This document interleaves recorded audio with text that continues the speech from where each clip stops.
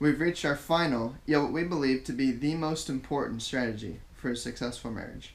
Our number one strategy for a successful marriage is this: love unconditionally. Now, I'm going to warn you up front that this video is going to be very challenging for every single one of us. Nonetheless, let's dive in. I'm going to start by defining unconditional love. What is love? I love pizza. I love hockey. I love Amy. I love God. Now, we use the word love in all of these sentences, yet I'm sure each and every one of them has a little bit different meaning. As I did a few months ago in the second part of my article on unselfishness versus love, I will again borrow John Piper's definition of love. Love is the overflow of joy in God that gladly meets the needs of others. Now, I realize that's a mouthful, and it's very different from the way our culture defines love. So let's take a few moments and just let that sink in. Now let's take a look at what it means for our love to be unconditional. For something such as love to be unconditional means that there are absolutely no conditions or strings attached to it. I know this definition may sound extremely obvious, but most of us don't really seem to grasp what it means for something to be unconditional. So I'm going to illustrate it with an example. How long can you go without your spouse meeting the needs that he or she normally meets before you kind of like fall out of love with your spouse? Could you go a week? Could you go a month? How about a year? Or how about for the rest of your life? If the love you have for your spouse is connected to how well he or she is meeting your needs, then your love is conditional rather than unconditional. The only way we can call our love for our spouse unconditional is if our love isn't conditioned upon anything our spouse does or doesn't do. And this leads me to the question of why is it important for us to love our spouse unconditionally? In case you missed last week's post, I'm going to repeat my opening statement. I am far from a perfect spouse. I screw up over and over and over again. Amy would tell you the same thing, not only about me, but also about herself. We both recognize that we fail each other all the time. Some of our failures are deliberate, but most of them happen so fast we didn't have time to think about them until after the fact. If our love for one another was conditioned upon never screwing up, then we would have been divorced the same day we got married. And you know what? Our failures aren't over. We're going to continue failing each other every single day of our lives. We're never going to reach the point where we're like the perfect spouse for one another. Because of how much we fail each other, we both need to love each other unconditionally. When we stood on a stage in front of 200 people and said our vows, we committed to love each other for better or for worse, for richer or for poorer, and in sickness and in health, for the rest of our lives. And we intend on doing that no matter what. Unless you're God, you're going to encounter the same issue that we did. You and your spouse are going to fail each other over and over and over again. You're going to do hurtful things to one another.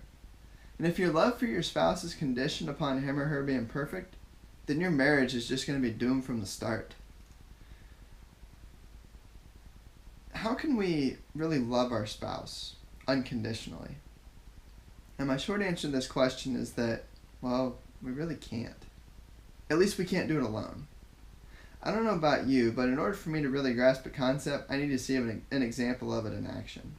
It's like in math class when our teachers would first explain some concept that made absolutely no sense to us, and then would work the problem on the board for us, like an example problem. All of a sudden I started getting it. I'm like, oh, that's how this works.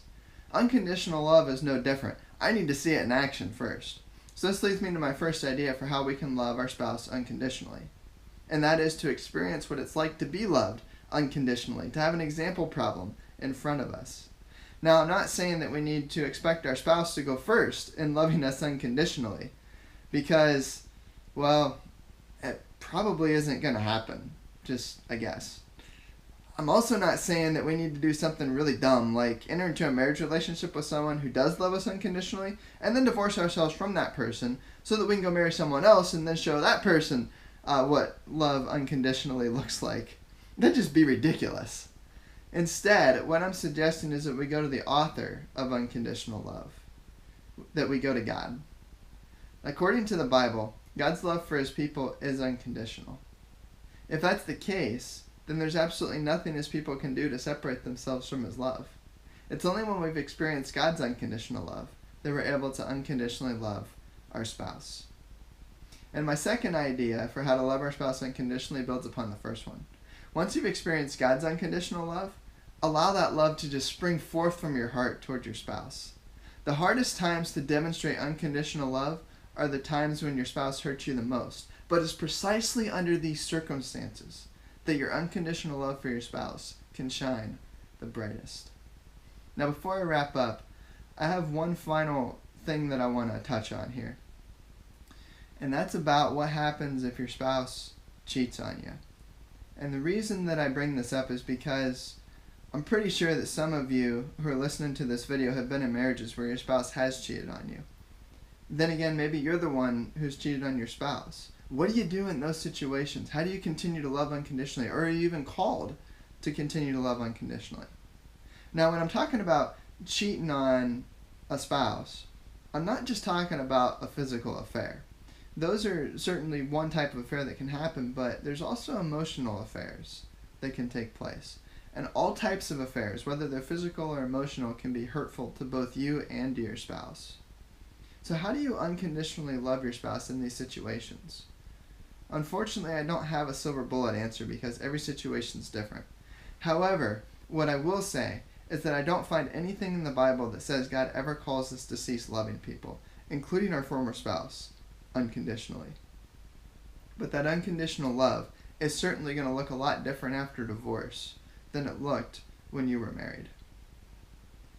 Honestly, if you have any more questions about your specific situation or a situation that you've been in related to this, feel free to reach out to me with a message on social media or email because I'd love to chat more with you about it. It's just so hard to try to figure out how to come up with an answer that applies to all and write about it. So like I said, feel free to reach out to me if you have any questions about a specific situation that you're in.